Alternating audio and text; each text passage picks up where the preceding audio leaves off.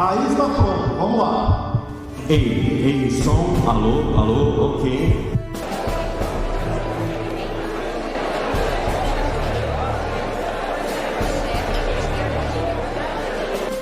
Vilma, podemos liberar? Só preciso de mais um minutinho, peraí. Tá. Som. Eu tá lotado lá.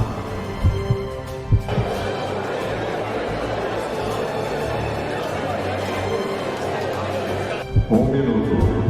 Alô, ok.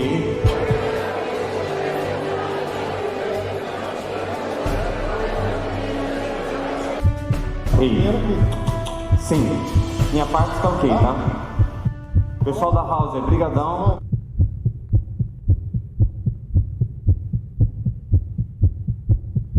Calma. Podemos soltar o evento? Se quisermos abrir o evento. Câmera, tudo ok? Para pegar o pessoal entrando, câmera, tudo ok? Bora! Vai, liberou!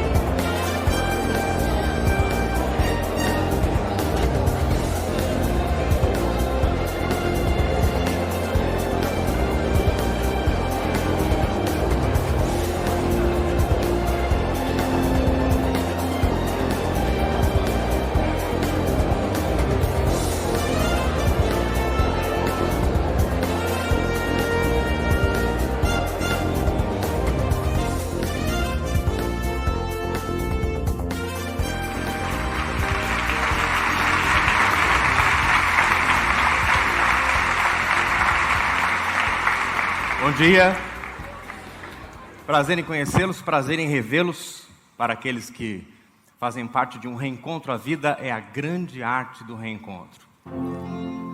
Estão presentes nessa manhã, nesse auditório, alguns dos melhores homens e mulheres de negócios do Brasil. E todos nós estamos aqui reunidos por uma única razão: compartilhar conhecimento, bagagem existencial e profissional. Porque cada um de nós é desafiado todos os dias, pela própria existência, a escrevermos de próprio punho um capítulo da nossa autobiografia pessoal e profissional. Ou nós escrevemos a nossa própria história, ou teremos que nos contentar em ler a história escrita pelos outros, por nós e para nós.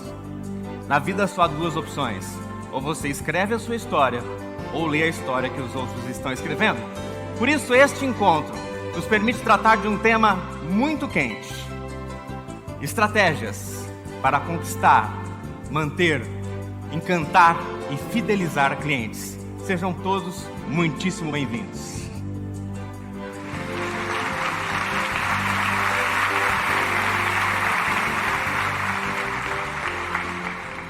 E é claro que quando nós estamos reunidos no universo dos negócios, nós temos muitas perguntas. E é muito bom que nós tenhamos muitas perguntas, porque todo o progresso e todo o sucesso vem das perguntas. Elas são muito mais importantes do que as possíveis respostas que nós possamos levantar em todo e qualquer encontro.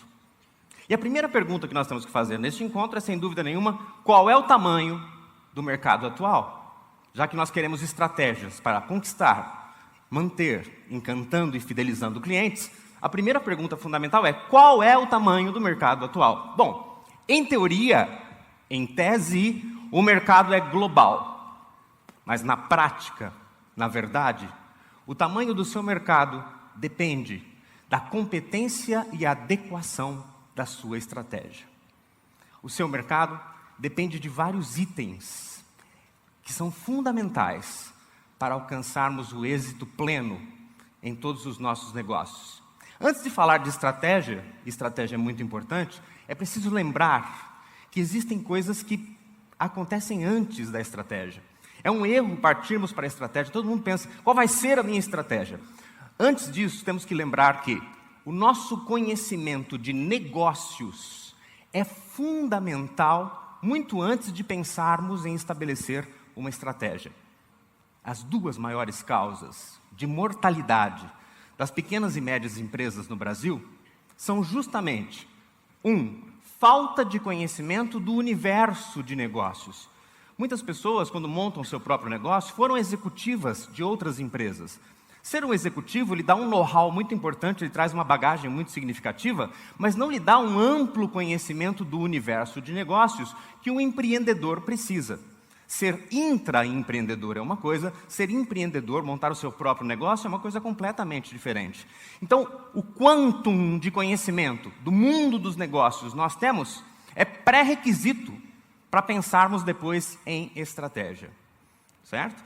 O conhecimento do mundo dos negócios. Em segundo lugar, a definição correta do seu próprio negócio.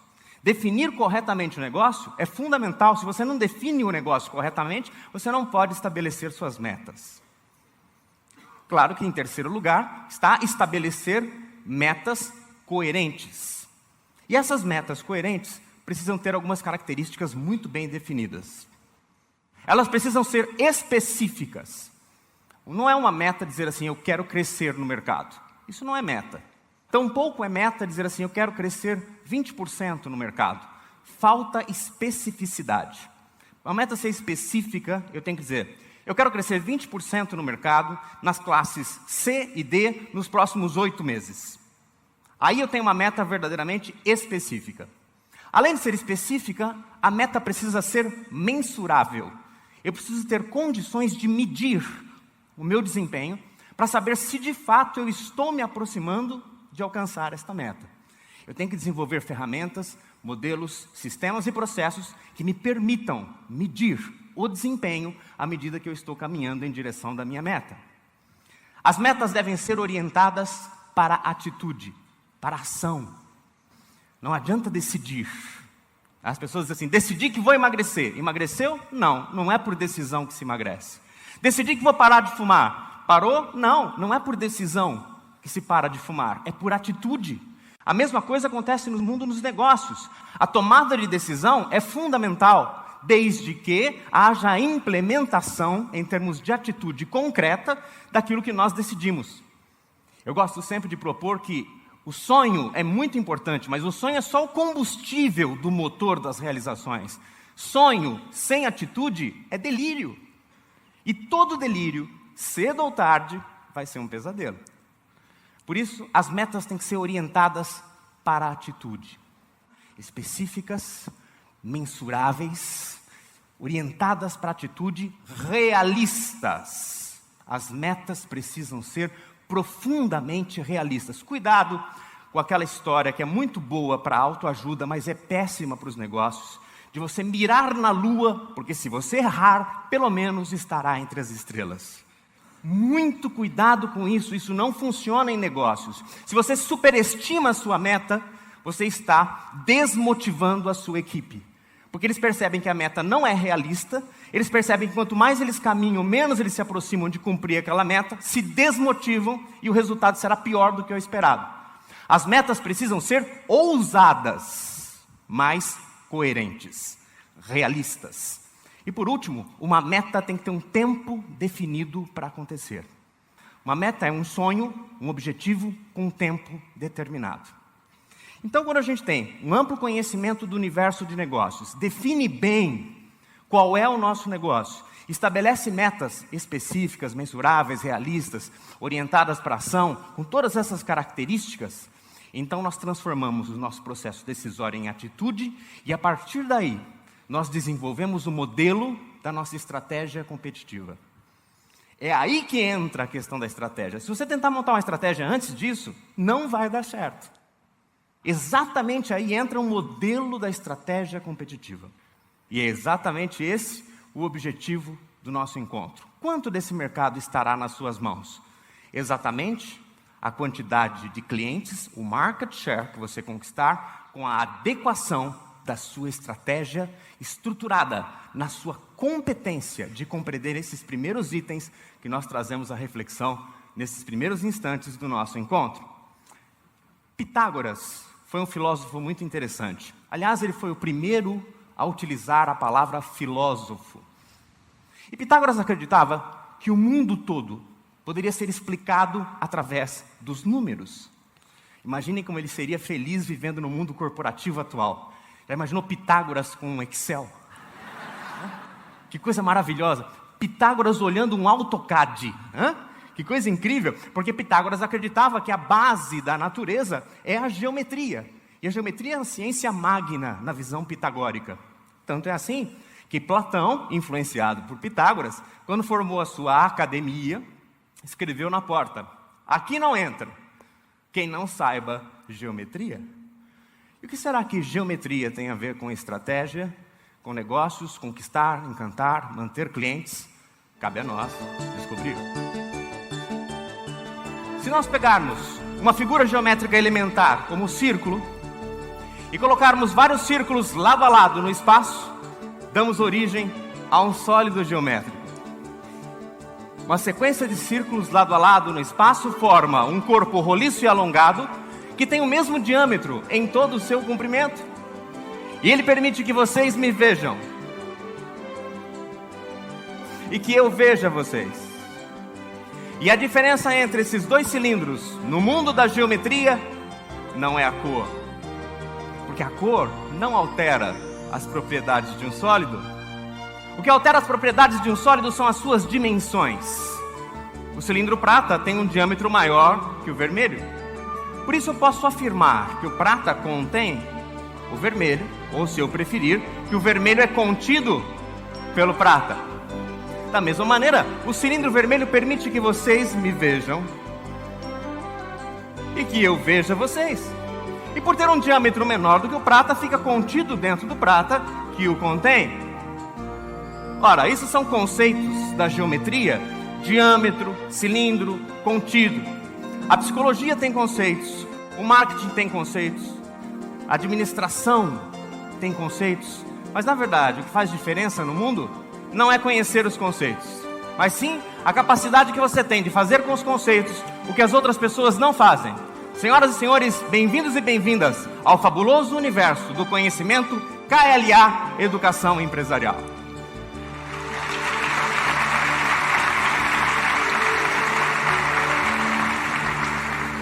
Vamos deixar o nosso champanhe aqui. E o nosso champanhe é um símbolo de que estamos comemorando todas as vitórias que nós já concretizamos no universo pessoal e profissional, já que essa divisão é só didática, vida é uma coisa só. Não existe vida pessoal e vida profissional. O champanhe é para promover um brinde ao fato de que nós estamos aqui em busca de compartilharmos experiências, fazermos novos networks, novos negócios, atritar a nossa mente, criar um conflito cognitivo que nos leve a ter novas ideias, novas dimensões de olhar o mundo e os negócios. Agora, mais importante do que comemorar as vitórias que nós já conquistamos, é sem dúvida nenhuma nos preparar para as próximas. Porque tudo aquilo que nós já conquistamos, por mais significativo que seja, já é passado. E a missão de homens e mulheres de negócios não é comemorar o passado, mas criar o futuro. Não qualquer futuro, a melhor versão possível e imaginável do futuro. Já que diante do futuro você pode ter dois comportamentos: esperar o futuro chegar. E o futuro chega, ele é inexorável. Agora, a posição número 2 é agir ativamente, utilizando toda a sua competência, todo o seu conhecimento, para influenciar na criação do futuro. E então, o futuro que você encontrará será um futuro completamente diferente. Porque você utilizou a capacidade humana magna da inteligência, da inspiração e do trabalho para criar uma versão única sua do seu futuro. A humanidade se divide então, como vimos no início, em dois grupos: os que escrevem a história e os que leem a história que os outros escreveram. Para escrevermos a nossa própria história, precisamos valorizar o capital mais importante do mundo.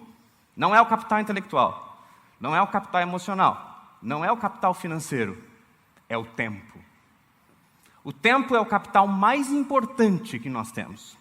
Por isso o investimento que nós fizemos aqui é um investimento muito importante. Nós deixamos nossas casas, filhos, filhas, maridos, esposas e uma série de outras atividades para estarmos especificamente aqui, neste encontro, De maneira que esse encontro não pode valer a pena. Ele tem que valer muito a pena. Porque nós estamos investindo um dia de nossas vidas neste encontro. E quanto mais o tempo passa, mais eu respeito o tempo. Deve ser porque eu fiz 40. Né? E quando a gente faz 40, começa a olhar para o mundo com olhos diferentes. Aos 20, nós olhamos para a vida como se ela tivesse uma elasticidade infinita. E eu estou pensando no tempo cronológico da existência, não em termos transcendentes da existência, mas em termos cronológicos. Aos 20 a gente fala, tem muito tempo pela frente, parece que o tempo não acaba nunca. Aos 40, você começa a olhar para o tempo e fala, bom, é melhor começar a aprender mais rápido e viver mais intensamente, porque você já não tem essa sensação de infinito. Mas eu estou muito satisfeito, porque eu encontrei com outro amigo, que também é consultor, e ele disse, Carlos, fica tranquilo, as coisas mudaram muito, os avanços tecnológicos da medicina, hoje 40 anos equivale a 20. A vida hoje começa aos 60 anos de idade. A vida começa aos 60, e aos 60 você está mais maduro, já está mais experiente, já viveu mais. 60 é meia idade. Falei, bom, não sei quantas pessoas de 120 você conhece. Mas de toda maneira eu fico feliz de saber que eu nem sequer nasci. Porque se eu estou com 40, a vida começa aos 60, tudo que eu fiz até agora é lucro. Mas o que me deixou feliz de verdade foi um encontro que eu tive com meu tio Gumercindo, que está com 92 anos de idade. E aos 92 ele me disse, Carlos, esquece tudo o que te disseram. A vida é boa mesmo aos 90. Aos 90 que a vida é intensa, aos 90 seus filhos estão criados. Você já fez todas as experiências inovadoras e empreendedoras que você queria fazer. Já teve os relacionamentos afetivos que queria. Aos 90 você é verdadeiramente livre. E não fosse por uma minúscula diminuição do meu apetite sexual, e eu seria plenamente feliz. A parte que me alegrou foi a parte que ele disse da minúscula diminuição, porque afinal de contas ele é meu tio. Se for hereditário, eu estou salvo. E com base nessa história, eu percebi uma coisa muito importante. Nenhum de nós sabe, mesmo com os avanços da medicina, se faremos sexo aos 92 anos de idade. Mas isso não faz a menor diferença. Porque todos nós sabemos que poderemos fazer amor até o último dia das nossas vidas. Porque sexo, qualquer animal faz, mas amor, só os melhores homens e as melhores mulheres. É uma questão de competência, como absolutamente tudo na vida. Então vamos começar fazendo um ato de amor com os nossos negócios. Orientando a nossa empresa totalmente para o cliente. Afinal de contas, é exatamente a ele que queremos cativar, manter e fidelizar. Philip Kotler dizia que há 5 tipos de empresas. E é muito importante pensar sobre esse modelo tão simples, mas tão elucidativo. Empresas tipo 1, aquelas que fazem as coisas acontecerem. Empresas tipo 2, as que acham que fazem as coisas acontecerem. Empresas tipo 3, as que observam as coisas acontecerem. Empresas tipo 4, as que se surpreendem quando as coisas acontecem. E empresas tipo 5, as que não têm a menor ideia do que foi que aconteceu. Por trás de cada uma dessas empresas, há um modelo mental. E não existe nada mais importante numa organização do que o modelo mental que dá origem à cultura desta organização. Se nós quisermos verdadeiramente fazer mudanças significativas no universo dos negócios, teremos que trabalhar as pessoas de dentro para fora, não de fora para dentro. A primeira pessoa a ser cativada é você mesmo. Para que você possa depois cativar as outras pessoas para essa cultura específica de orientar a empresa para o cliente. Mas para isso, é preciso ver em qual destes modelos mentais estamos operando hoje. O grande desafio é que nós somos humanos. E o nosso nível de consciência não permanece o mesmo durante todo o tempo. Há momentos em que nós estamos profundamente conscientes da importância de fazer alguma coisa. Mas por alguma razão nos distraímos, deixamos de fazer, e ao deixar de fazer por algum tempo, aquilo passa a não ser um hábito, não ser uma prática, e fica completamente inútil. Quando nós participamos de um evento como esse, saímos com milhares de ideias. A questão é, quantas delas efetivamente vão se tornar parte do capital de atitude da organização? Essa é a grande questão. Uma grande ideia transformada em atitude. As ideias não se medem pela quantidade, mas pela qualidade e pela execução. Muito bem, se nós pensarmos por aí, percebemos que o desafio maior é não nos distrairmos. E esse é um desafio difícil, porque lida com o ser humano, com o comportamento humano. E a gente se distrai muito fácil. Pra vocês terem uma ideia, 2 homens morreram e se encontraram no céu. Quando um viu o outro, começou a chorar de emoção e a chorar compulsivamente. Eles eram amigos de infância. E choravam, até que acabaram as lágrimas. Quando acabam as lágrimas, vem a curiosidade humana. E o primeiro pergunta ao segundo, escuta, amigo, a gente é amigo desde a infância, me diz aí, você morreu de quê? Fala, rapaz, não gosto nem de falar sobre isso, morte triste a minha, morri de hipotermia. Hipotermia? Ele falou, minha temperatura caiu abaixo de 0. Nossa, que morte horrível, morreu congelado, congeladíssimo. E você? Nem te conto. Não gosto nem de falar sobre isso, me dá arrepio no espírito. Peraí, você já morreu? Me conta aí, morreu de quê? Falo, tá bom, eu te conto. Morri de excesso de imaginação. Excesso de imaginação? Eu explico. Eu imaginava que a minha mulher tinha outro homem. Que foi que eu fiz? Fiz um planejamento estratégico para flagrá-la no adultério. Disse a ela logo de manhã, querida, estou saindo e hoje só volto depois das 10. Vou participar do encontro dos maiores conferencistas do Brasil, da KLA. Saí de casa dizendo que vinha ao Transamérica, mas não vim. Não. Esperei umas 2 horas e entrei rasgando em casa, na certeza de flagrá-la no adultério. E lá estava ela, sentada na cama, lendo a Bíblia. E eu disse, Deus do céu, além de tudo, essa mulher é religiosa. Olhei embaixo da cama, nada. Atrás das cortinas, nada. Dentro dos armários, nada. No box do banheiro, nada. Vi que a minha imaginação era tão cruel que infartei e morri.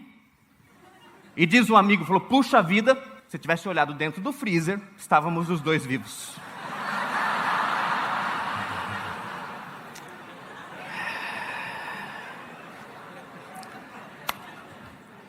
A gente se distrai, não é? A gente se distrai e é na distração que a coisa fica complicada. Por exemplo, imprecisão não combina com sucesso nos negócios. Se fala muito negociês nas empresas. Os economistas falam muito economês. Os homens de marketing, o marketês. A questão é, está claro, absolutamente claro, o significado do conceito? Se não está, nem sequer existe comunicação. Um finge que diz o que não sabe, e outro finge que entendeu aquilo que o outro nem sequer sabe o que significa. Isso acontece muito no mundo corporativo. Se usa todos os jargões, mas o conceito não está sendo colocado em prática. E já que nós queremos ter estratégias para conquistar, manter, encantar e fidelizar clientes, a primeira coisa que precisa ficar muito clara para todos nós é o que é estratégia. E não é tão simples quanto parece. Os maiores gurus do mundo em estratégia já estão dizendo há mais de 15 anos que o conceito se tornou impreciso. Ele foi mudando ao longo do tempo. E que é preciso defini-lo no tempo exato em que se está implantando a estratégia. E nesse momento que nós estamos vivendo, o conceito é de estratégia competitiva. E vamos colocá-lo em termos muito simples para facilitar o nosso entendimento. Estratégia é aquilo que permite a criação de uma situação de valor e de unicidade, de sermos únicos, percebidos como únicos, pelos nossos colaboradores, clientes e fornecedores. Ou seja, por todos os stakeholders, todos os que dão suporte ao nosso negócio. Tem que perceber que o nosso posicionamento é único. Vejam que isso é uma aposta. Toda estratégia é sempre uma aposta. Por quê? Você está tomando uma decisão e vai aplicar um conjunto de atitudes com a premissa de que os clientes, seus concorrentes e colaboradores reagirão da maneira que você espera. Mas isso pode não acontecer. Então a primeira coisa que é muito importante é: estratégia não é uma coisa fixa, rígida e determinada. Estratégia é um ser vivo, flexível e que precisa ser testado e adaptado continuamente para que possa funcionar. É exatamente como num jogo de xadrez. Quando eu movo uma peça e eu tenho uma estratégia para ganhar aquele jogo, estou movendo aquela peça pensando estrategicamente, eu espero uma reação do meu oponente. Se a reação do meu oponente for diferente daquela que eu espero, talvez eu precise rever a estratégia toda e mudar todo o meu plano de jogo a partir dali. Então, estratégia é como um ser humano, é ser vivo, não é rígido. O planejamento não é para ser seguido à risca, é para ser alterado de acordo com as necessidades que vão surgindo das contingências do negócio. Ou seja, a gente não planeja para acertar 100%, a gente planeja para diminuir a margem de erro. Porque se você tem uma direção, você vai corrigindo a direção. Agora, se você não tem nenhuma direção, onde quer que você chegue, não será onde você gostaria de ter chegado. Muito bem, seguimos com o nosso raciocínio aqui então. A pergunta é: ser o melhor ou ser único? Todas as melhores empresas do mundo, das micro às megacorporações, que têm maior lucratividade no mercado hoje, pararam de se preocupar em ser apenas as melhores. Porque ser o melhor é ter eficácia operacional. É estabelecer as melhores práticas em todos os departamentos e áreas da sua empresa. Agora, o que é mais fácil? Copiar uma melhor prática ou copiar um posicionamento estratégico? Qualquer prática que você desenvolva na sua empresa, eu facilmente observo e copio. Da mesma forma que produtos são muito facilmente copiáveis, na sua imensa maioria, porque eu faço engenharia reversa e copio o produto, faço engenharia reversa e copio o serviço. Então, na verdade, o diferencial de lucro dessas empresas está no fato de elas serem percebidas como únicas. Agora, observem que eu coloquei único entre aspas. Ser único não quer dizer que você está absolutamente só no mercado. Quer dizer que você é reconhecido e valorizado como a parte da competição. Ó concurso. Para de ficar lutando para ser o número 1 do seu segmento. Inventa um segmento novo e se torne líder. É muito mais fácil, muito menos desgastante, a margem de lucro é estratosférica. E aproveitando que eles estão no Brasil novamente, vamos lembrar o Cirque du Soleil. Quis ser um circo melhor? Não. Quis ser um circo único, diferente de todos os outros circos que já haviam existido. E daí a margem de lucro estratosférica do Cirque du Soleil. Se o Cirque du Soleil quisesse competir com seus rivais da época, ele ia competir com o Ringling Brothers, com o Byron Baylor Circus, e ele ia ficar brigando para quem era o melhor circo. Quando você compete no mesmo quesito de competição, você está dizendo aos seus clientes: compare. Agora, quando você sai fora dos mesmos quesitos de comparação, as pessoas vão ter que dizer: mas não tem comparação. E é o melhor argumento para sustentar preços mais altos, margens mais altas e lucros mais elevados. Não tem comparação. Faremos um circo que será uma mega produção Broadway hollywoodiana que tocará fundo na alma das pessoas. Ninguém poderá sair do Cirque du Soleil sem se sentir profundamente emocionado, impactado e maravilhado diante do que o ser humano é capaz de fazer. Uau! Eu inovei a gestão, eu inovei o produto e eu inovei o mercado. E os adultos são o público fundamental do Cirque du Soleil. Então, gente, a questão básica é: nós não queremos mais ser apenas melhores. Queremos ser percebidos como únicos. Agora, muito importante, quando você faz isso, claro, vão te copiar. É claro que vão te copiar. Você tem sido copiado a vida inteira. Eu tenho sido copiado a vida inteira. Mas eu não estou nem um pouco preocupado com isso, e você também não deve estar. Sabe por quê? As pessoas não podem copiar o seu futuro. Elas só podem copiar o seu passado. Então eles estão atrasados. Porque enquanto eles copiam o nosso passado, a gente inventa o futuro. A única coisa que a gente não pode fazer é ficar parado. Fazer uma breve experiência. E essa experiência está baseada no carisma das pessoas. Claro que todas as pessoas têm carismas diferentes. O senhor tem um carisma diferente, tudo dele que é diferente, tudo dele que é diferente, tudo dele.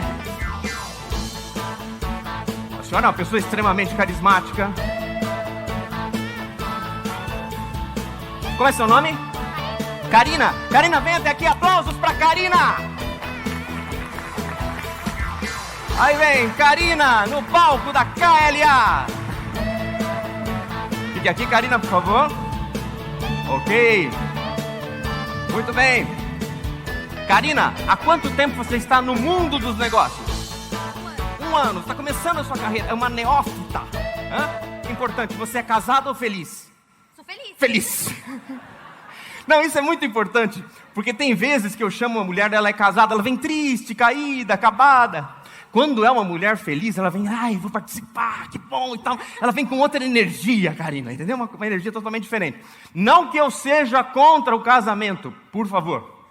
De maneira nenhuma, tanto não sou que me casei. Não sou contra o casamento. E acho que o casamento é um fenômeno espiritual. Quando você se casa, ganha 2 novos anjos da guarda. O cunhado e a sogra. Que só te trazem alegrias. Na verdade, a sogra te dá 2 grandes alegrias. A primeira grande alegria que ela te dá é ela mora longe de você. E a segunda grande alegria que ela te dá é quando ela resolve morar em outro plano. Outro dia eu disse isso, uma pessoa falou, imagina, Carlos, minha sogra é um anjo. Eu falei, bom, você tem sorte, a minha está viva. Tudo bem, Karina, fica aqui para você ficar mais confortável. Eu vou colocar para você um banquinho. Sente-se, Karina, por favor. Ok. Karina, coloque as mãos assim. E nós vamos fazer agora uma experiência que eu quero seja muito significativa, tanto para mim quanto para você. E eu prometo, essa experiência lhe causará prazer. Certo? E será um prazer muito intenso, um prazer que nenhum outro homem jamais lhe proporcionou antes. Preparada, Karina, para isso? Ela está preparada, ela está preparada. Na verdade é o sonho, não é? Muito bem, Karina, essa experiência reside num prazer estético e financeiro. Aqui eu tenho algumas notas de dólares que farão parte dessa nossa experiência, ok? Observe, vamos fazer suposições agora. 100, 200, 300, 400, 500, 600 dólares. 100, 200, 300, 400, 500, 600. Karina, quanto mais de perto, mais bonito. 100, 200, 300, 400, 500 e 600. Coloque as mãos mais alto na posição de receber o dinheiro e observem que interessante. Nós vamos agora simular investimentos. Por exemplo, vou investir 100, 200 e 300 dólares. Os valores são simbólicos. 300 dólares em P&D para desenvolver novos produtos. Ora, isso é um investimento. Investimento não é custo. O custo, o dinheiro vai embora. No investimento, ele volta pela porta da frente. Investimento tem payback. O dinheiro já voltou. E eu tenho aqui 100, 200, 300, 400, 500 e 600 dólares. Veja de perto, quanto mais de perto, mais bonito. 100, 200, 300, 400, 500 e 600 dólares. Quanto mais de perto, mais bonito, 100, 200, 300, 400, 500 e 600 dólares. Karina, nós já sabemos, o segredo é investir, ok? Vamos investir 100, 200 e 300 dólares em ações de treinamento e capacitação da nossa equipe. Os valores são simbólicos, mas o investimento é impactante, tanto que ele volta. Já voltou. E eu tenho de novo 100, 200, 300, 400, 500 e 600 dólares. E tem gente que acha que eu ganho dinheiro fazendo palestra. Quanto mais de perto, mais bonito, Karina. 100, 200, 300, 400, 500 e 600 dólares. Vamos investir 100, 200 e 300 dólares em uma comunicação mais eficaz. Esse é um investimento muito importante, tanto que o dinheiro volta. Já voltou e eu tenho de novo 100, 200, 300, 400, 500 e 600 dólares. E nós podemos fazer isso pro resto das nossas vidas, Karina. 100, 200, 300, 400, 500 e 600. O segredo agora você já sabe. Continuar investindo. Eu invisto 100, 200 e $300 para fidelizar clientes. E esse é um fantástico investimento, tanto que o dinheiro volta. Já voltou. E eu tenho de novo 100, 200, 300, 400, 500 e 600. Mas quem quer dinheiro? Oi! Ai, ai, ai. Vamos ver quanto é que você vai receber do nosso programa Prosperando com a KLA, tá certo? Vamos contar o seu dinheiro, coloque as mãos na posição de receber, você leva 100, 200, 300, 400, 500, 600, 700. O senhor está triste porque não participou do programa?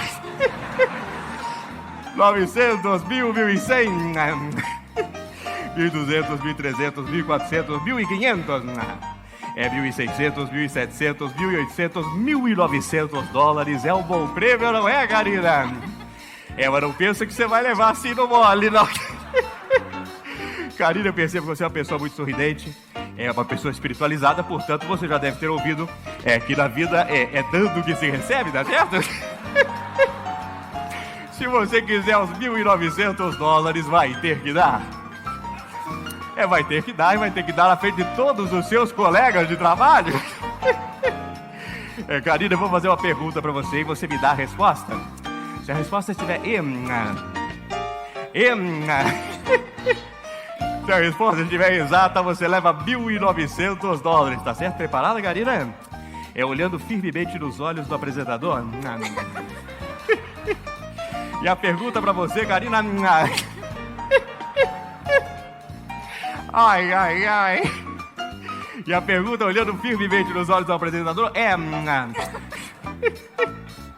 namoro ou amizade?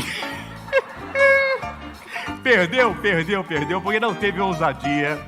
Quando o apresentador pergunta se é namoro ou amizade, tem que selar com o selinho. Você não selou, perdeu. Mas acontece que aqui no evento da KLA, ninguém jamais perdeu. Por isso, de presente para você, o meu livro Atitudes Vencedoras. Senhoras e senhores, aplausos para a Karina!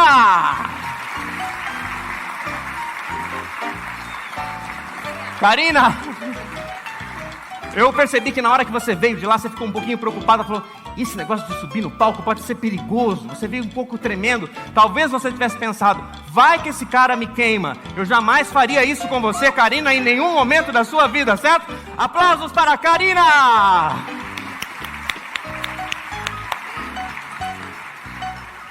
E aí vai ela, alegre, feliz e contente.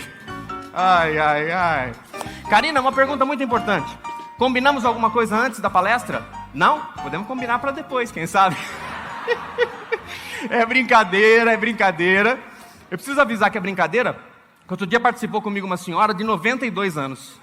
E eu disse isso para ela. Quando eu ia saindo, ela me esperou na saída e falou, e aí, meu filho, tá de pé? Minha senhora, a senhora levou muito a sério a questão, né?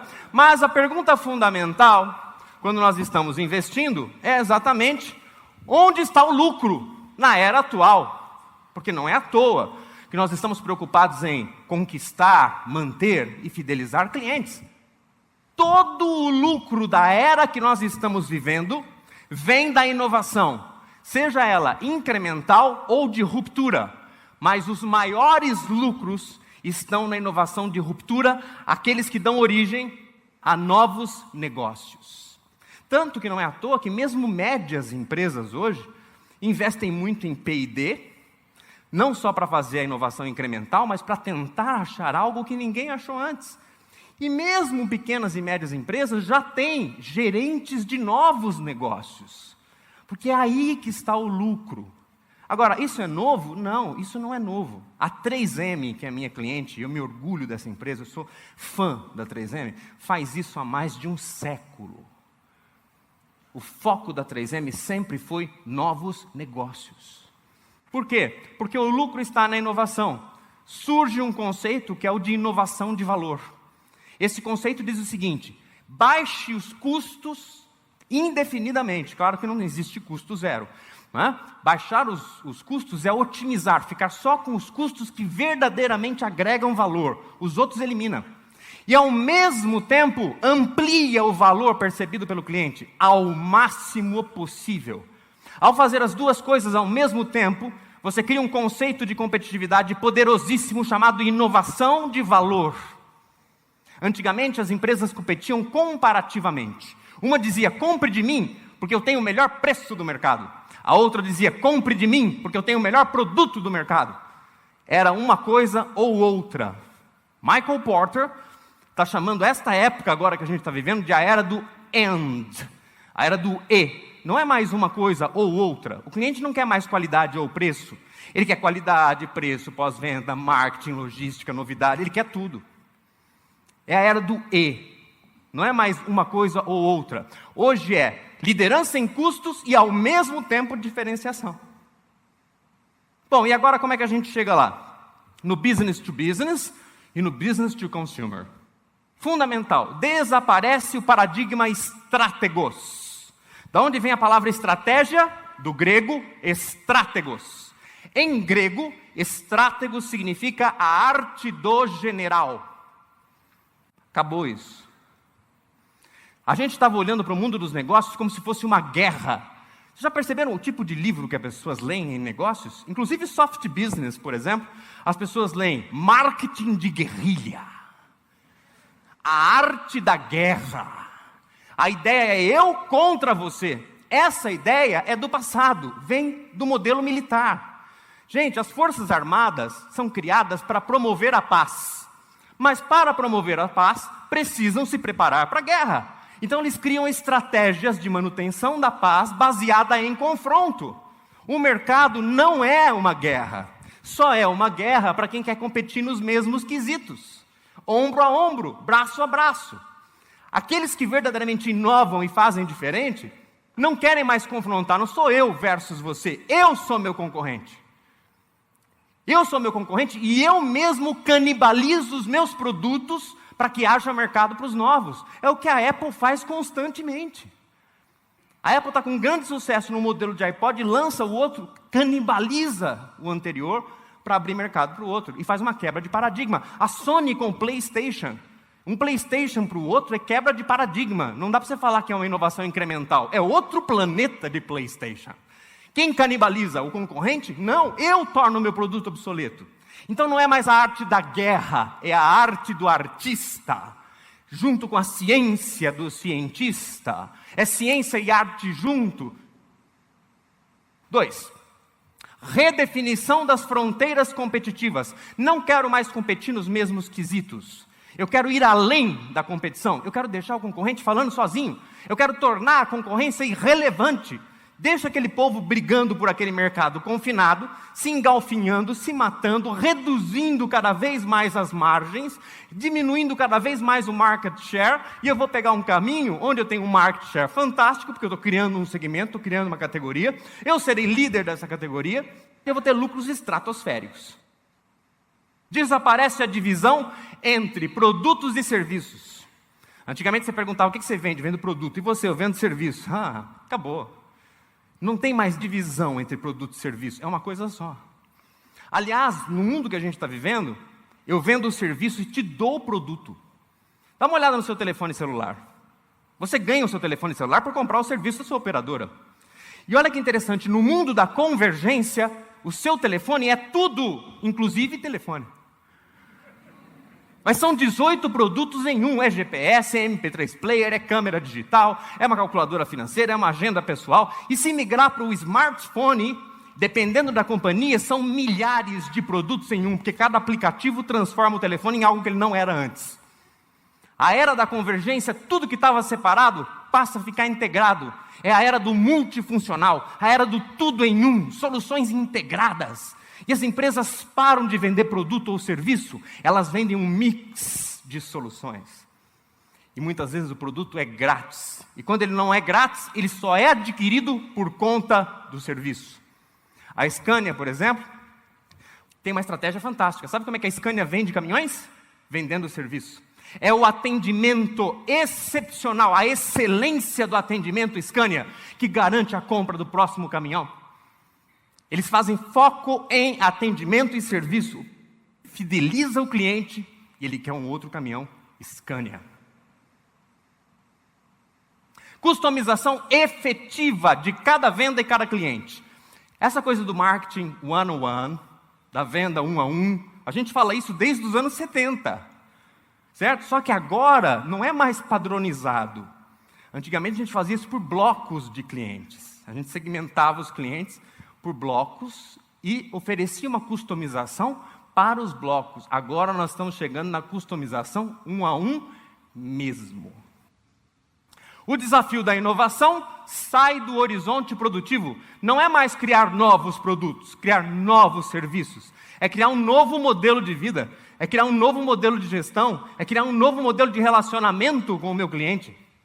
A inovação sai do horizonte produtivo, o que nos leva a um convite inexorável. Todos nós temos que parar imediatamente de fazer benchmarking e copiar a concorrência. Acabou esse negócio. Houve uma distorção do conceito de benchmarking. Benchmarking virou imitação. Eu vejo o que o meu concorrente está fazendo e faço também. Ora, essa é a maneira mais fácil de você ficar parecido com ele. É a maneira mais fácil de você não ter diferencial de valor. É a maneira mais fácil do cliente comprar por preço. Todo mundo fica igual. Então, para de fazer benchmarking e de imitar. Faz o que os outros não fazem. Não queira ser o melhor. Queira ser único, reconhecido como totalmente diferente, como referência do seu segmento. Uma pergunta. Por que as crianças nos cativam tanto, gente? Porque elas são transparentes. Porque elas vivem a identidade. Criança não mente, a não ser em defesa própria em situações muito específicas. E aí elas estão sendo criativas, né? Mas na maior parte das vezes as crianças te dizem diretamente a verdade, o que sentem e o que pensam. É a identidade, é a transparência. Outro dia encontrei 2 sobrinhos meus, isso faz um tempo já essa história, mas eu gravei e para mim é como se fosse um fenômeno sempre recente. Eu me lembro o tempo todo desse fenômeno. Um tinha 8, outro tinha 7. O de 8 virou para o de 7 e falou assim: tipo assim, você já se deu conta que teve uma época na história da humanidade onde a gente tinha que ir a pé para mudar o canal da televisão? Eu ouvi isso, eu me senti um dinossauro, porque eu sou dessa época onde tinha que ir a pé para mudar o canal da televisão, e era uma coisa incrível assistir aquela televisão, sabe por quê? Você ligava a televisão e não via nada, demorava, né? Ficava aquela tela preta, de repente aparecia um ponto no meio da tela, você vibrava, era uma estrela dentro de casa, era uma coisa de outro planeta, e ia dando um cheiro de queimado que ia invadindo todos os ambientes. Aquele cheiro de queimado ia aumentando, de repente o ponto virava uma linha e você vibrava, era uma espada de Jedi, aquela linha. Muito bem, começava um barulho, tec, tec, tec, tec, tec, era o Duratex de trás da televisão que começava a estourar, porque tinha um Duratex atrás. E o cheiro de queimado ia aumentando, a linha virava uma faixa, e com ela vinha o áudio. E durante 10 minutos você ouvia rádio. De repente, parecia que dava um curto-circuito no negócio e abria a imagem de um dos 4 canais de televisão disponíveis, que na minha casa só pegavam graças à revolução tecnológica do bombril na antena. E com 4 canais apenas, não dava tempo de assistir toda a programação da televisão, que saía do ar às 10 da noite. Agora faça a seguinte experiência, nesta segunda-feira, compre 2 pacotes, um de TV a cabo e um de satélite, junte os 2, dê de presente para o seu filho, vai ter 300 canais, dá para ele na segunda, na quinta ele vai olhar para você e falar: que droga, pai, não tem nada para ver na televisão hoje. Com 500 canais, você tinha 4 opções e não dava conta. Teu filho tem 500 canais e não está satisfeito, sabe como é que se chama esse filho? Cliente. O nome dele é cliente, cada vez mais exigente, cada vez mais fantasioso, cada vez desejando o inimaginável, porque a própria revolução high-tech faz a gente pensar nisso. Olha as crianças para olhar o mundo com olhos diferentes. Pra vocês terem uma ideia, minha irmã chegou para mim, disse assim: Carlos, alguém tem que falar com o Gugu sobre o sexo. Eu falei: mas Lígia, o Gugu tem 7 anos. Ela falou: por isso mesmo, antes que ele faça 8. Antes que ele faça 8, ela falou: porque 8 na idade deles é 18 na nossa. Ah, meu Deus, a empregada já foi. Falei: você tem razão, alguém tem que falar com o Gugu sobre sexo. Por que o pai dele não fala? Disse a minha irmã: porque o pai dele não entende do assunto. Eu descobri que a minha irmã casou mal, coitadinha. E ela me disse, Carlos, você não fala com ele? Eu falei, bom, eu sou tio dele, claro, com o maior prazer. Chamei o Gugu na sala, falei, Gugu, tio quer ter um papo sério contigo. Ele olhou para mim e falou, papo irado, tio. Eu falei, papo irado, Gugu. Diz ele, qual seria a temática, tio? Olha o vocabulário. A temática é o sexo, Gugu. Sexo, tio? Sexo, Gugu. Diz ele, tá bom, tio. O que você quer saber?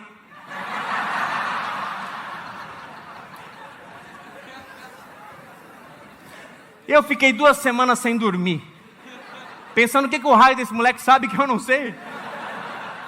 Porque eles sabem, eles vivem na sociedade da hiperinformação. Eles não têm conhecimento, mas informação não falta. Tanto que eu comecei a me instruir muito mais sobre o sexo depois dessa conversa. E descobri uma coisa que poucas pessoas sabem, eu vou dividir com vocês. Um estudo feito na Universidade do Canadá comprovou definitivamente que o excesso de sexo faz mal para a memória.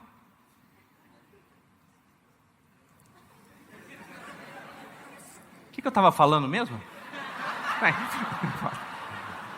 Sim, eles nos cativam tanto por causa da autenticidade, da essência. Crianças, crianças, como elas são fantásticas. Um dia, um garotinho caminhava, trazendo nas mãos uma echarpe de seda vermelha. E ele caminhava descontraídamente, pensando em nada, olhando a natureza, quando encontrou um senhor que devia ter lá os seus 80 anos, talvez, 82. O senhor se aproximou, sorriu para ele e disse, filho, por que é que você traz essa echarpe vermelha nas mãos? E o garotinho olhou para ele, sorriu e disse, senhor, eu acho que não entendi a sua pergunta. E pela segunda vez, no mesmo tom de voz, o homem repete a pergunta e diz, filho, por que é que você traz essa echarpe vermelha nas mãos? E o menininho mais uma vez olhou para ele sorrindo e disse, desculpe senhor, mas eu continuo sem entender exatamente o que é que o senhor gostaria de saber. E pela terceira vez, no mesmíssimo tom de voz, o homem repete a pergunta e diz, filho, por que você traz essa echarpe vermelha nas mãos? O menininho abriu um sorriso maroto, olhou para ele e disse, senhor, agora eu tenho 2 dúvidas. A primeira é, não sei exatamente o que é que o senhor quer saber. Tenho dúvidas a esse respeito. E segunda, é a primeira vez que eu vejo um adulto fazer ou repetir a mesma pergunta 3 vezes, sem alterar o tom de voz. Por que é que o senhor faz isso? O homem sorriu e disse, filho, eu tenho 82 anos de idade, e desde os 8, eu busco a sabedoria. Ainda não a encontrei, mas já descobri que se eu quiser ser sábio, terei que ser primeiro paciente, porque a sabedoria não floresce na ausência da paciência. E ninguém é verdadeiramente sábio se não consegue fazer ou responder a mesma pergunta pelo menos 8 vezes, sem alterar o tom de voz. Por isso eu te pergunto pela 4ª vez, filho, por que você traz essa echarpe de seda vermelha nas mãos? E o menininho sorri e diz, senhor, na verdade o que eu trago nas mãos não é uma echarpe, é uma vela, e essa vela eu trago por razões simbólicas. É que a minha mãe é uma pessoa muito especial, e todos os dias pela manhã, ela me traz um objeto qualquer cotidiano, e me diz para refletir e meditar sobre esse objeto. Minha mãe acredita que se eu pensar sobre as coisas mais simples da vida, encontrarei as respostas para as mais difíceis. E hoje de manhã ela me trouxe essa vela, e junto com ela, me trouxe também um isqueiro. E me disse, filho, acenda a chama. Imediatamente eu acendi a vela, e minha mãe me disse, você viu o que você fez? Ao acender esta chama, você espantou a escuridão do seu quarto, porque as sombras não impedem a luz, não contaminam a luz, mas a luz espanta as sombras. Quando o homem ouviu isso, ficou tocado por uma profunda emoção e disse, filho, a sua mãe acredita demais em você, e ela está te preparando para ser um verdadeiro sábio. Façamos um teste, me responda 2 perguntas. Pergunta número 1, esta chama sempre esteve acesa? E o menininho disse, não, a minha mãe me disse que somos responsáveis em grande parte pelo nosso destino, e que onde houver escuridão, eu devo acender uma luz. Eu mesmo acendi esta chama. E o homem sorriu e disse: filho, pergunta número 2, de onde vem a luz?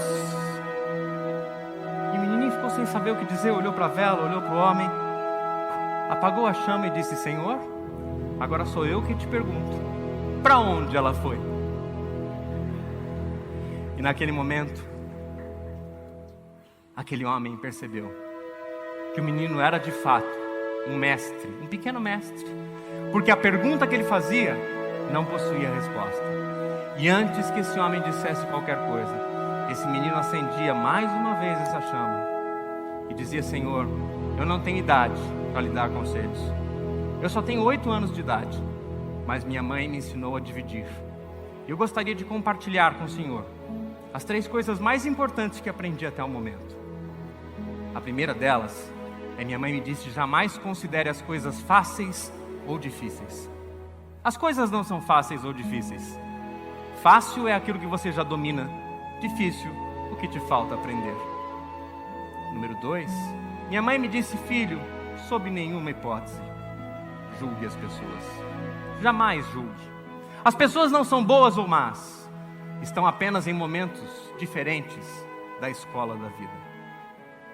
E número 3, a minha mãe me disse: filho, faça você o que fizer, e encontrará obstáculos proporcionais à importância do seu sonho e da sua vontade. Quando estiver diante de um destes obstáculos intransponíveis, aparentemente intransponíveis, lembre-se do amor de seus pais, da amizade sincera daqueles que te rodearam desde a infância. Olhe para dentro de si mesmo e busque toda a sua fé. E com profunda humildade, encare o obstáculo. Sem nenhuma arrogância, munido de toda a sua humildade, pergunte: Senhor obstáculo, por acaso o Senhor acha que pode mesmo me deter? E se você fizer isso com toda a sua fé, com amor no seu coração e profunda humildade, você perceberá que muitos dos obstáculos que você considera reais, em verdade, nem sequer existem.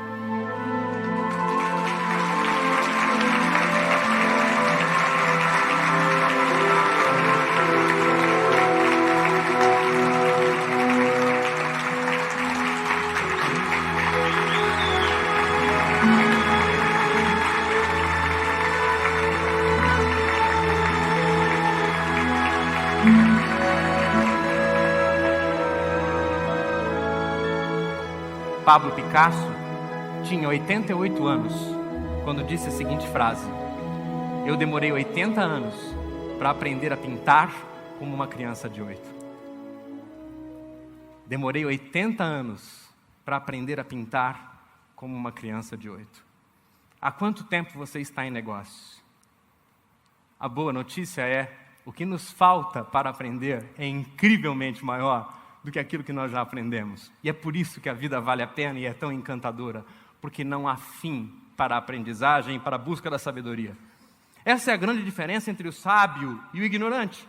O sábio sabe que não sabe, o ignorante tem certeza que sabe. E se nós quisermos ser sábios em negócios, teremos que saber que nunca saberemos tudo sobre os nossos clientes. Examine o seu cliente em profundidade.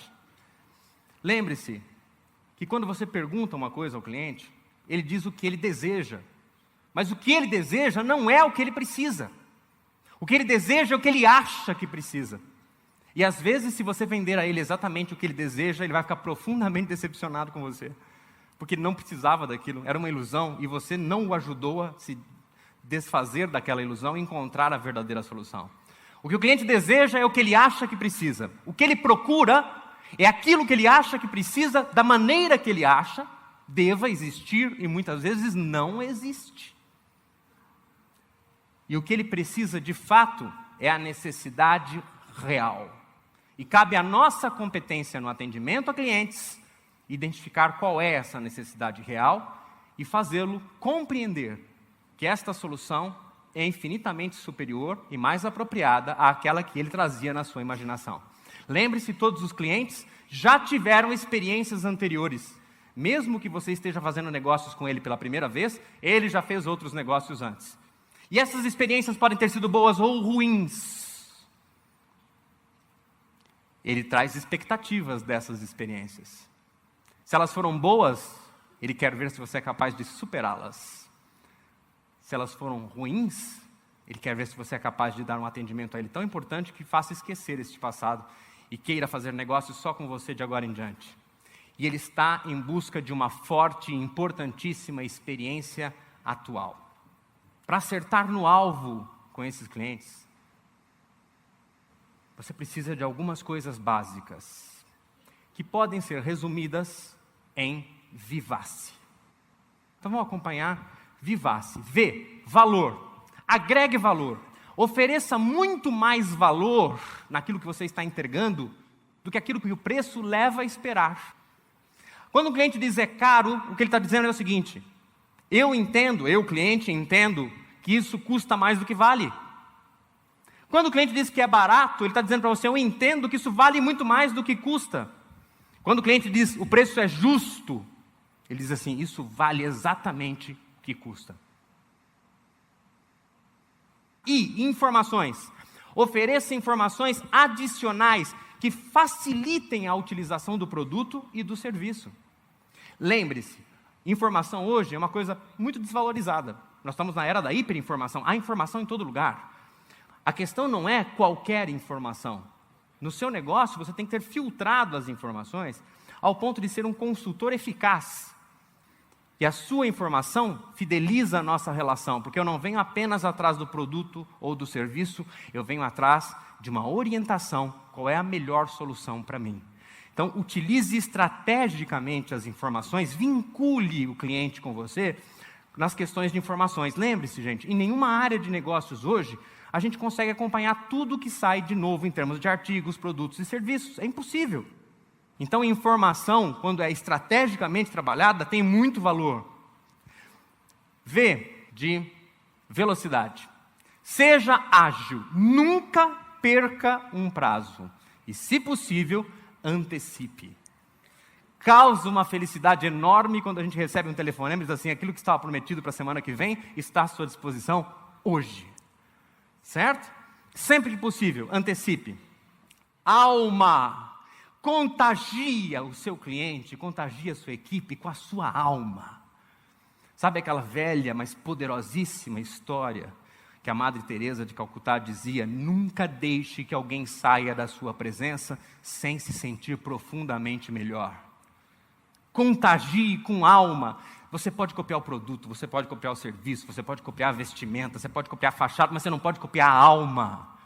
A alma é incopiável. Ponha muita alma, muito coração em tudo aquilo que você faz. Viva intensamente. Produtos e serviços devem ser filhos. Ideias são filhos. E têm que ser geradas com o amor de um orgasmo infinito. Porque vem da alma do ser humano. Só a alma é capaz de criar, gente. A inspiração não é outra coisa do que o encontro da alma com a grande alma. Ponha muita alma no serviço e no atendimento. C, conveniência. Torne as coisas mais simples, facilite o cliente fazer negócios com você. É incrível o número de companhias que ainda tem tanta burocracia, que parece que fazem absolutamente tudo para você desistir. Se houver alguma situação onde você tem duas opções, uma, posso pagar metade do preço, ou posso conseguir na metade do tempo, acredite, no mundo que a gente vive, da Timeless Society, a sociedade sem tempo, você opta por aquilo que custa menos tempo e paga mais caro por isso. Há valor na economia de tempo. Simplifica. Nada de 1000 relatórios, nada de 1000 preenchimentos. Contatos eficazes, claros, transparentes, objetivos, assertivos, direto no ponto. E de esforço extra. Dê aos seus clientes algo extra. Dê créditos, bônus, toda a política de fidelização baseada em relacionamento. É isso. Se você continua fazendo negócios comigo, você merece aquilo que as pessoas que fazem menos negócios do que você não merecem. Eu tenho que dar mais a você, você agrega mais valor ao meu negócio. Dê coisas grátis para os seus clientes, coisas inesperadas para os seus clientes.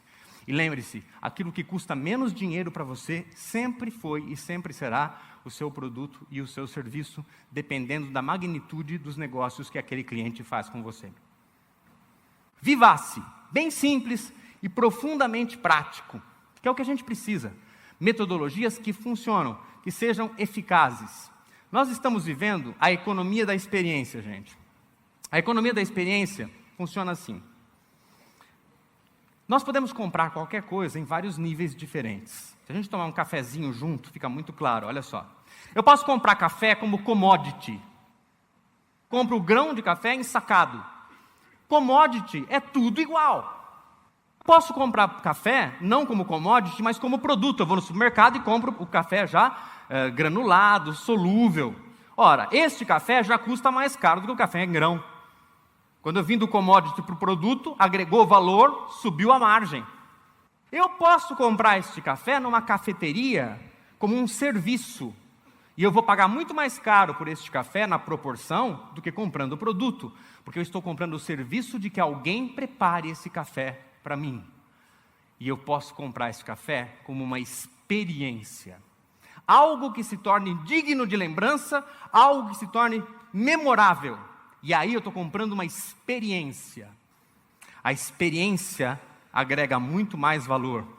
Então, os lucros crescem à medida que a gente migra para a experiência. O que é verdadeiramente a experiência? É o que cativa, é o que traz paixão, é o que cria uma atmosfera, é aquilo que faz aquilo ser único.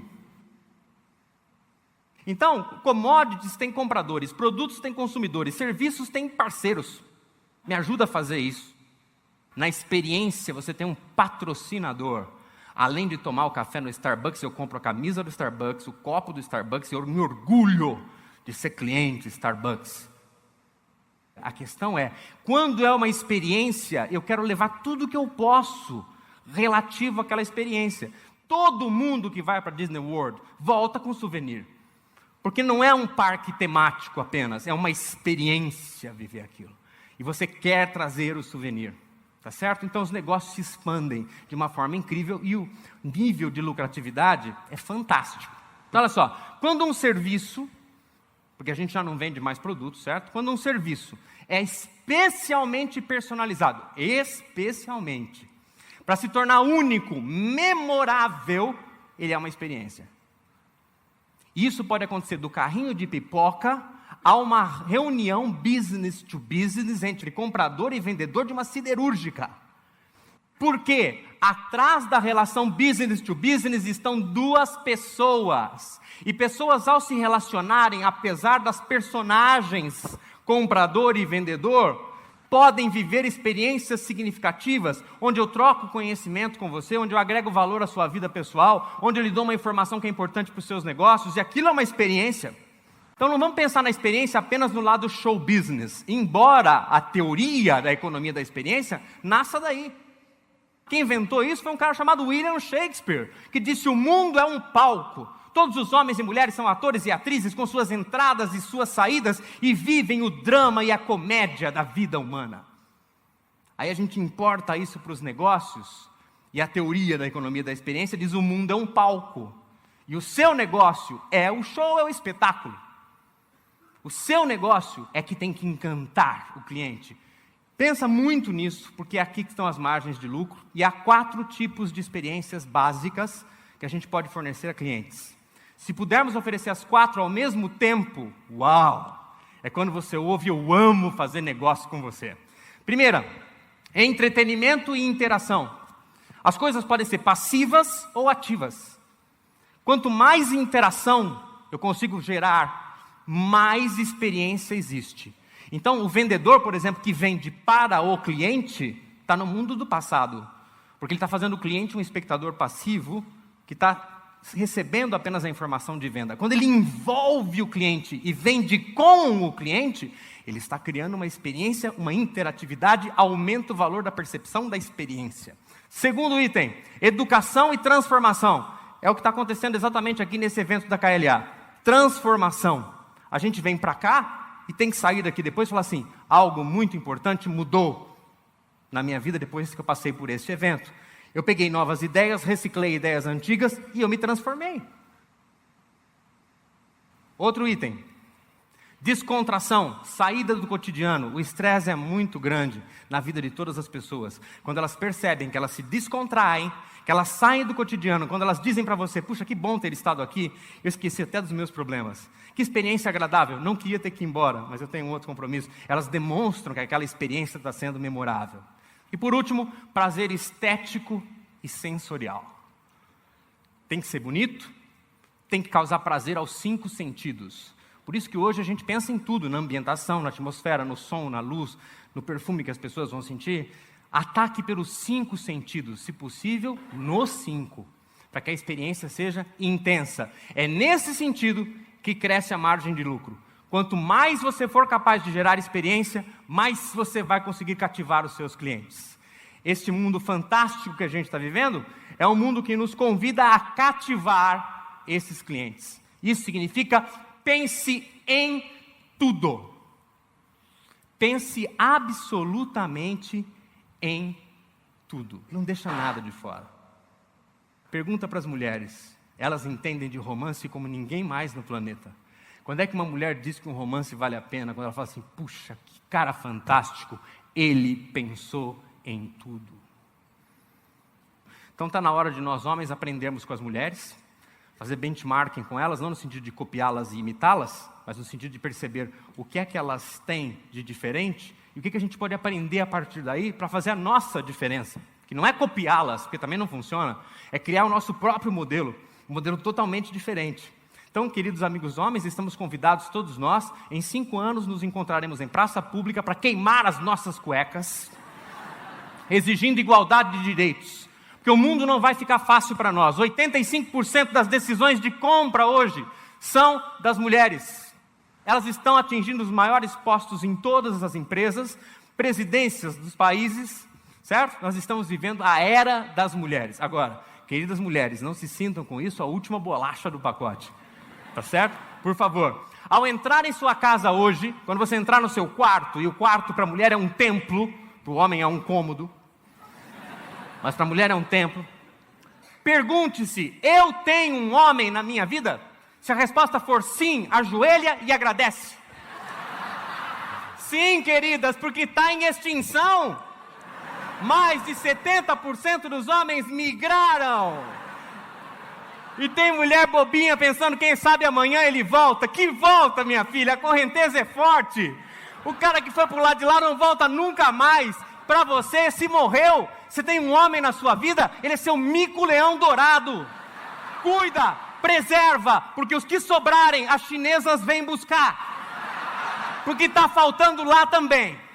E que nenhuma mulher me venha dizer se o homem é feio ou bonito, porque isso não interessa. Mas vale um homem feio na mão que 2 bonitos se beijando. E tenho dito.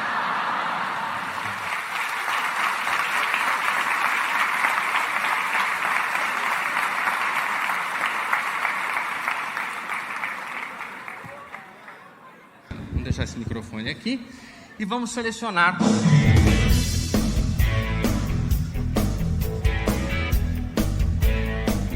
Olhares corajosos, por favor.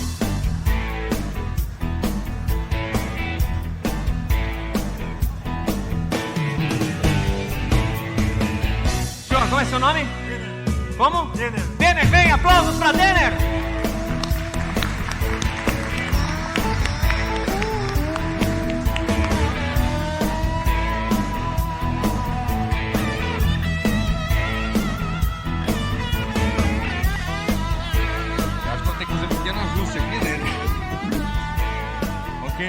Tá bom? Dá para chegar aqui? Dá. Ok, Denner, há quanto tempo você está no mundo dos negócios? Há 5 anos. 5 anos, ok. Você já ouviu alguém dizer assim, eu dei minha vida para chegar onde eu cheguei? Nunca. Nunca. Por isso, porque você é novo no mundo dos negócios. Daqui a uns 10 anos você vai ver quantas pessoas terão dito para você, eu dei minha vida para chegar onde eu cheguei. Eu dei meu sangue para chegar até aqui. E hoje, Denner, é a sua vez. Denner, você sabe o que é isso? Camisa de força? Isso é uma camisa de força, exatamente. Uma camisa de força é utilizada para prender pessoas de alta periculosidade e loucos, certo? Mas está muito difícil hoje em dia saber o que é um louco. Fizeram um teste aqui em São Paulo, havia uma vaga num manicômio, né? E 3 candidatos. O médico falou, vou ter que entrevistar e fazer recrutamento e seleção aqui, porque não é fácil. Perguntou ao primeiro, meu filho, quanto é 2 mais 2? E ele olhou para o médico com aquela cara de que sabia absolutamente a resposta. 2 mais 2 é 98. O médico falou, meu Deus, isso é um caso gravíssimo. 2 mais 2, 98. Segundo candidato, meu amigo, quanto é 2 mais 2? Ele falou, isso é fácil, 2 mais 2 é quinta-feira. Ai, meu Deus, esse caso é mais grave ainda. Chegou o terceiro, perguntou, quanto é 2 mais 2? Ele falou, é fácil, 2 mais 2 é 4. Como é que é? 4. Como é que você sabe disso? Eu falei, simples, peguei 92 e dividi por quinta-feira. Está cada vez mais difícil saber, certo, o que é um louco. Por favor, examine essa camisa de força, veja que ela é feita de um material extremamente rígido, lona, forte, ok? Que as correias são de couro, pode puxar à vontade, testar à vontade. É importante que você esteja absolutamente seguro, porque você representa todo esse público do KLA. Ok? Muito bem. Eu quero lhe mostrar um objeto aqui, este cronômetro. Observe, seu nome? Denner. Denner. O cronômetro está marcando aqui 2 minutos e 40 segundos. Por quê? Este é o recorde mundial que pertence a Harry Houdini de escape de camisa de força. Harry Houdini foi o maior de todos os escapistas. Um dia, para você ter uma ideia, ele foi acorrentado, colocado dentro de um saco, o saco dentro de uma mala e a mala jogada no oceano. 4 segundos depois, Harry Houdini estava fora. Em outra ocasião, a convite do escritor Sir Arthur Conan Doyle, Harry Houdini foi testado em Londres pela Scotland Yard. 8 segundos depois, ele estava fora. Certa noite, Harry Houdini entrou no camarim da Marilyn Monroe e só saiu no dia seguinte. Era um ser humano normal. Observe, esse botão faz com que o cronômetro acione, veja. Sim. Como é que a gente sabe que acionou? Os números estão girando. Princípio número 1 da qualidade da comunicação. Make yourself clear. Ou seja, seja bem claro. Quando eu aperto e os números pararam, é porque parou. Por favor, não vou fazer você passar por uma delicada experiência como essa. Eu passarei por essa experiência por você, ok? Me permitam retirar esse paletó.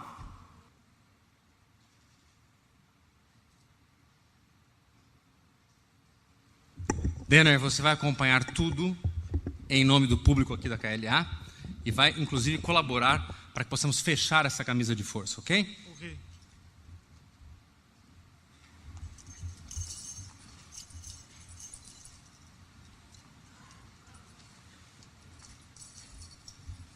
Ok, Denner, você começa a fechar, por favor, da gola para baixo, sempre o mais apertado possível. Ok? Começa aqui por cima, isso, pelo pescoço, sempre o mais apertado possível, e depois passando, inclusive, a fivela por dentro do passador. Senhoras e senhores, foi uma grande dificuldade conseguir essa camisa de força. Vocês não imaginam a dificuldade que é. Bom, imagina o que você faria se tivesse uma. E daí você imagina a dificuldade de conseguir, não é? Um material como esse. É realmente muito difícil. Ele está fechando o mais apertado possível, representando todo o público da KLA. Lembrando sempre de passar também por dentro do passador. Ok? Percebe-se que ele tem uma grande habilidade em camisas de força. Daí o tempo decorrente dessa experiência. Já? Faltam apenas 2 agora. Uma entre as pernas e os braços. Primeiro essa das pernas, por favor. Ela vem por aqui e fecha atrás. Essa também bem apertada, porém... vá aos poucos por uma questão de consideração. Pode apertar, vai, aperta, pode, vai.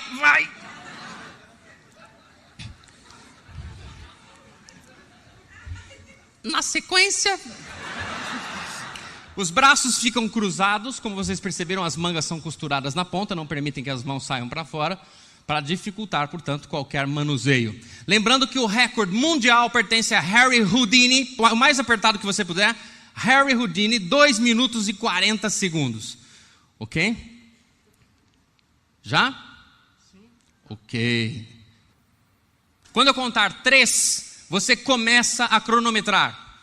Na hipótese de que eu consiga sair, você trava o cronômetro no exato momento em que eu estiver totalmente livre. Na hipótese de que eu não saia, me ajude a carregar para os bastidores. Preparado quando eu contar 3? 1, 2, 3.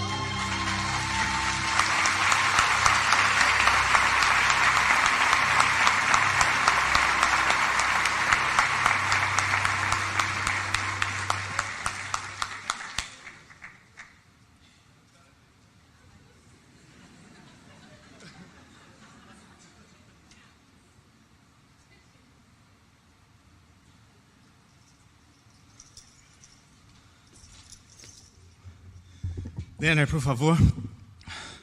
Quanto tempo? 1:19. 1 minuto e 19 segundos.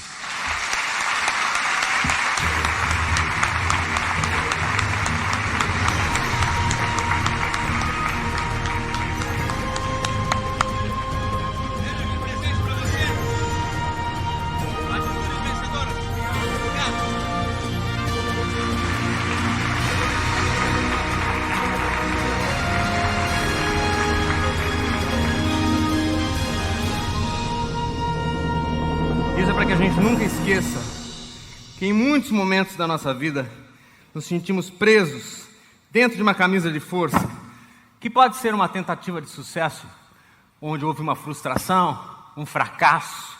Aliás, nenhum empreendedor que preze por esse título não passou por momentos difíceis e reveses na sua carreira.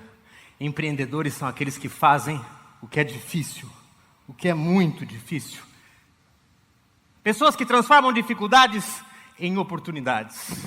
Pessoas que ganham a confiança dos seus clientes.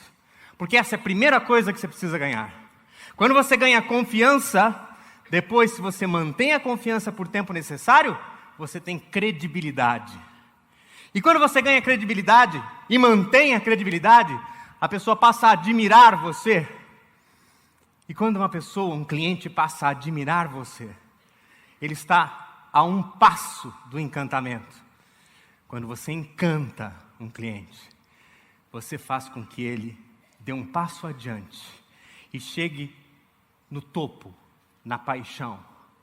Quando um cliente é apaixonado por você, ele passa a defender a sua marca, a defender a sua empresa. Ele acredita e vive intensamente aquilo que você vive. Ele compartilha dos seus valores. Para encerrar essa nossa conversa, lembrando sempre que conquistar clientes é esse estágio, confiança e credibilidade, é aí que eu conquisto. Manter clientes acontece quando eu tenho a admiração do cliente e eu só fidelizo os meus clientes quando eu os encanto e eles estão apaixonados e dizem assim: eu amo fazer negócios com você. Claro que eu deixo o palco do KLA nesta manhã morrendo de saudade de vocês, porque a vida é essa energia maravilhosa, que nós estamos experienciando juntos aqui, a experiência de sermos vivos, dividir os conhecimentos, dar o que cada um tem de melhor. E é por isso que eu quero dar para você agora o melhor presente que eu já ganhei em toda a minha vida, e ele está aqui. Muito obrigado, Osmar. Este é, sem dúvida nenhuma, com absoluta certeza, o presente mais importante que eu ganhei em toda a minha vida. 6 horas da tarde, o sol se punha. Eu estava num lugar lindíssimo, o Grand Canyon do Rio Colorado, nos Estados Unidos.